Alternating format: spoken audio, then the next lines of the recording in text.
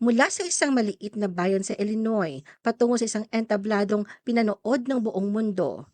Kilalanin si Yulina Schubiger Lindquist, ang kauna-unahang Amerikanang nagwagi ng Miss Cosmo 2025. The Philippine Showbiz List presents Sino si Yulina Lindquist, ang Miss Cosmo 2025.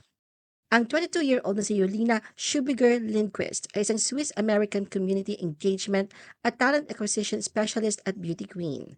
Ipinanganak at lumaki sa Metropolis, Illinois, sa kanyang mga magulang na sina Lars Lindquist at Leila Lindquist Schubiger. Ang kanyang pamilya ay nagpapatakbo ng isang maliit na local business. Higit pa sa isang kilalang presence sa runway, siya rin ay isang high-achieving student na may malalim na dedikasyon sa kanyang edukasyon. Kung may isang salita na nga pwedeng ilarawan kay Yulina, ito ay well-rounded. Sa kanyang LinkedIn profile ay malinaw na larawan siya ng isang kabataang handang humarap sa global world of works. Si Yulina ay nag-aral sa Massac County High School at nagtapos noong 2021. Isa din siyang 2025 graduate ng Southern Illinois University, Carbondale, na kinikilala bilang isang high-achieving student leader na matagumpay na pinagsasama ang akademikong kahusayan, professional na karanasan at aktibong pamumuno sa loob at labas ng universidad. Sa katunayan, nagtapos si Yulina ng 2 degree, isang Bachelor of Arts sa International Financial Economics, German at Foreign Language, and International Trade at isang Bachelor of Science sa Marketing. Dahil sa consistent na mataas na performance, nagtapos siya ng summa cum laude at kinilala bilang Outstanding Senior in Economics 2025 ng College of Business and Analytics. Sa kabila ng bigat na kanyang academic responsibility, aktibo rin siya namuno at lumahok sa 6 na organisasyon ng mga estudyante na higit pa nagpatibay sa kanyang leadership at organizational skills. Habang nasa kolehiyo, sinigurado rin ni Yolina na may real-world experience siya.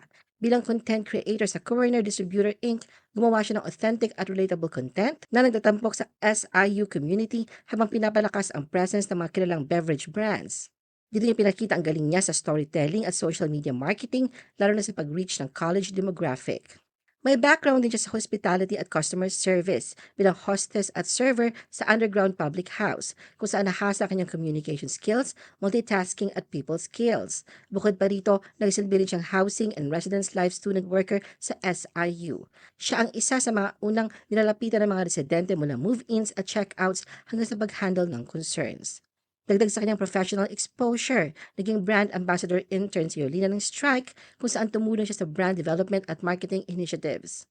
Nakompleto rin ni Yulina ang Red Bull on-premise sales job simulation sa Forage na nagbigay sa kanya ng hands-on insight kung paano gumagana ang sales at marketing sa totoong mundo. Pero higit pa sa trabaho at academics, namukod tangi si Yulina sa leadership at involvement. Mula 2021 hanggang 2025, nagsilbi siyang president at treasurer ng German Club, kung saan aktibo niyang isinulong ang German language at culture sa campus. Siya ang isa sa mga tumulong mag-organize ng events tulad ng Oktoberfest, film screenings at holiday celebrations na hindi lang masaya kundi educational din at inclusive para sa lahat ng interesado sa German studies. Isa rin siyang chapter president ng Sigma Kappa Sorority, kung saan pinamunuan niya ang executive council at inasikaso ang chapter operations, strategic planning at risk management. Bilang dating Pan-Hellenic delegate, siya ay naging tulay ng Sigma Kappa at ng SIU Pan-Hellenic Council. Umaattend ng meetings, nag-organize ng campus-wide Greek events at pinapalakas ang collaboration ng mga sororities. Active din siya sa philanthropy at service, kabilang ang mga proyekto para sa Alzheimer's Association, local shelters at campus clean-ups. Sa student governance naman, naging fraternity and sorority life senator at senator at large siya sa undergraduate student government ng SIU. Bilang halal na kinatawan, actively nakikilahok si Yolina sa mga talakayan at botohan na may direktang epekto sa student body. Nakipagtulungan siya sa university officials at kapwa estudyante para ipaglaban ang mas maayos na campus resources, academic policies at student life. Hindi rin pahuhuli si Yolina sa active lifestyle. Bilang safety officer ng SIU Water Ski Club team, kinatawan niya ang universidad sa collegiate tournaments at tumulong sa recruitment, fundraising at travel coordination ng team. Dito lalo pang nahasa ang kanyang teamwork, discipline at sense of responsibility, lalo na pagdating sa safety at sportsmanship.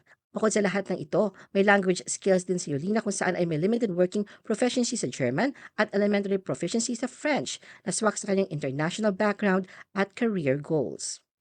Advocacy and purpose. Isa sa mga pinakamahalagang bahagi ng buhay ni Yulina ay ang kanyang advocacy laban sa cancer. May personal na connection siya sa issue ng cancer sapagkat ang kanyang pamilya mismo ay nakaranas ng sakit na ito. Kaya naman nais ni Yulina na magbigay ng tulong at inspirasyon sa iba. Sa kanyang sariling paraan, ginagawa niya ang maliit at makabuluhang hakbang. Ayon kay Yulina, sumusulat siya ng cards para sa mga ospital, sinusubukan niya lang daw gawin ang kaya niya. Sa pamamagitan ng kanyang platapormang Courage Over Cancer, sinusuportahan din ni Yulina ang pananaliksik, pangangalap ng pondo at outreach para sa mga pasyente. Stepping into the spotlight pageant beginnings. Taglay ang natural na karisma at confidence, sinabak ni Yulina ang pageantry. Nagsimula siya sa larangang ito noong 2021 nang sumali siya sa Miss Metropolis Outstanding Teen. Ang karanasan niya sa local pageant circuit ay nagbigay ng pundasyon para sa kanyang mga susunod na tagumpay. Noong 2023, nirepresenta niya ang Southern Illinois sa Miss Illinois USA 2023 at nagtapos bilang third runner-up. Hindi siya pinigilan ng maliit na setback na ito, sa halip ginamit niya ito bilang motivation para sa kanyang susunod na pagsabak sa pageantry. Sa Miss Illinois USA 2025, mas lalong nagpakitang gila si Yulina at nagtapos bilang first runner-up, isang malinaw na indikasyon ng kanyang paglago at refinement sa bawat aspeto ng kompetisyon. Achieving the Miss Cosmo 2025 crown. Dala ang pangarap kundi dalhin sa mas malawak na entablado ang kanyang advocacy, ang tagumpay ni Yulina ay nagpatuloy ng siya italaga bilang Miss Cosmo Illinois 2025 na nagbigay sa kanya ng pagkakataong irepresenta ang Illinois sa Miss Cosmo USA 2025. Sa kabila ng maikling panahon na paghahanda bago ang national competition, ipinakita ni Yulina ang kanyang determinasyon at professionalism. Sa kanyang mga interviews bago lumipad patungong Vietnam para sa international competition, ibinahagi ni Yulina na mabilis ang turnaround sa paghahanda, ngunit nanatili siyang kumpiyansa dahil sa suporta ng kanyang amazing team. Idinagdag niya na handa na siyang magtrabaho ng husto at ipakita ang lahat ng kanyang effort. Ang kanyang karanasan sa Miss USA system ay nagbigay sa kanya ng solid na pundasyon mula sa refining speaking skills hanggang sa epektibong pagpapalaganap ng kanyang mga advocacies kabilang ang cancer awareness at community engagement. Para kay Yulina, ang pageantry ay higit pa sa corona at sash. Ito ay isang platform upang ipakita ang tunay na kagandahan na may purpose. Ginagamit niya ang spotlight para mapalapit ang mga tao sa kanyang misyon, mapalakas ang awareness tungkol sa cancer at hikayatin ang iba na maging compassionate at proactive. At sa ginanap na Grand Coronation Night ng Miss Cosmo 2025 sa Quang Vien Sang Tao Creative Park sa Ho Chi Minh City, Vietnam noong Sabado ng gabi, December 20, 2025, pinagsama-sama ng event ang mga delegates mula sa mahigit 17 na bansa na bawat isa ay naglalaban para sa titulo na nagdiriwang ng konsepto ng impactful beauty. Tunay na nagdingning si Yulina kung saan siya kinoronahang Miss Cosmo 2025 habang first runner-up naman ang pambato ng Pilipinas si Chelsea Fernandez. Nagtapat ang dalawa sa debate o rebuttal segment na siyang huling pagtatapat ng dalawa para sa corona. Sa final segment, nagkaroon ng pagkakataon ang dalawa para tanungin ang bawat isa ukol sa kanilang advocacies.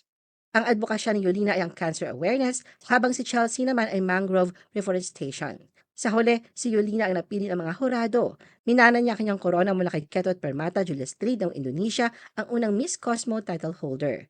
Si Yulina, ang kauna-unahang Amerikana na nagdala ng Miss Cosmo crown sa kanilang bansa. Kasama sa napanalunan niya ang isang malaking prize package na nakalaan na pang pondohan ang kanyang mga charitable initiatives at travel. Tumanggap siya ng kabuoang cash prize na $100,000 kasama ang luxury accommodation at iba't ibang international endorsement contracts. Ano ang masasabi mo sa video na ito? Mag-like o mag-react at huwag mahiyang mag-comment. For our YouTube viewers, huwag kalimutan mag-subscribe at i-hit ang notification button. At para sa aming Facebook viewers, mag-like at follow sa aming Facebook page para updated ka sa mga showbiz chika. Thanks for watching!